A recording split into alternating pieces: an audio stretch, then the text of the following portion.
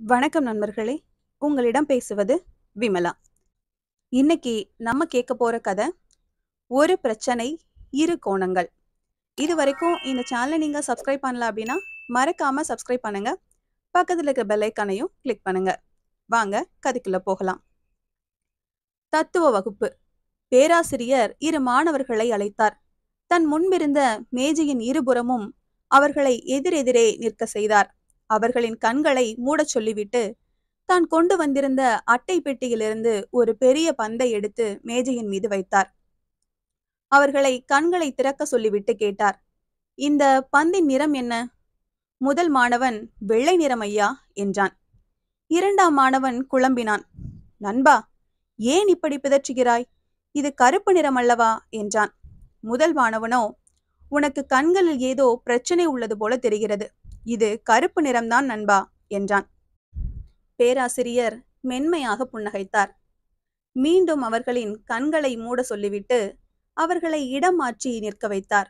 பின்பு அவர்களின் கண்களை திறக்க சொல்லிவிட்டு கேட்டார், இப்பொழுது சொல்லுங்கள், இந்த பந்தின் நிறம் என்ன? இருவரின் முகமும் வியப்பில் ஆழ்ந்தது. அடுத்தவர் சொன்னது சரிதான் என்று இருவருக்குமே புரிந்தது. ஏனெனில் அந்த பந்தில் சரியாக ஒரு பாதி வெள்ளை நிறமும் மறுபாதி கருப்பு நிறமும் அடிக்கப்பட்டு இருந்தது.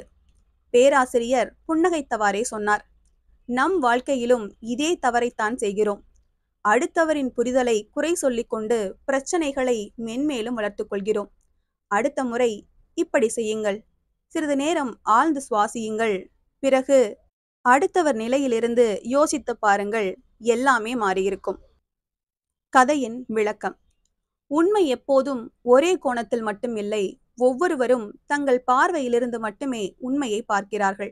ஆனால் அதை முழுமையாக புரிந்து கொள்வதற்கு மற்றவரின் கோணத்திலும் சிந்திக்க வேண்டும். மற்றவரின் நிலையை புரிந்து கொள்ளுங்கள். அவர்களின் அனுபவம், பார்வை மற்றும் சூழ்நிலைகளை உணரும்போது கருத்து வேறுபாடுகள் குறையும். நம் பார்வை மட்டும் சரி என ஒருபோதும் நினைக்காதீர்கள். எந்த முடிவு எடுப்பதற்கு முன்பும் பல்வேறு கோணங்களிலிருந்து பரிசீலிக்க வேண்டும். மற்றவரை புரிந்து கொள்ள முயலுங்கள்.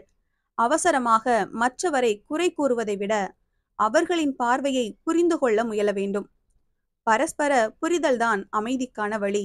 மனம் சாந்தமாக இருப்பதற்கான ரகசியம் மற்றவரின் பார்வையை புரிந்து கொள்வதில் உள்ளது. இந்த கதை உங்களுக்கு பிடிச்சிருந்ததுன்னா லைக் பண்ணுங்க, ஷேர் பண்ணுங்க, சேனலை மறக்காம சப்ஸ்கிரைப் பண்ணுங்க. அடுத்த கதையில சந்திக்கலாம்.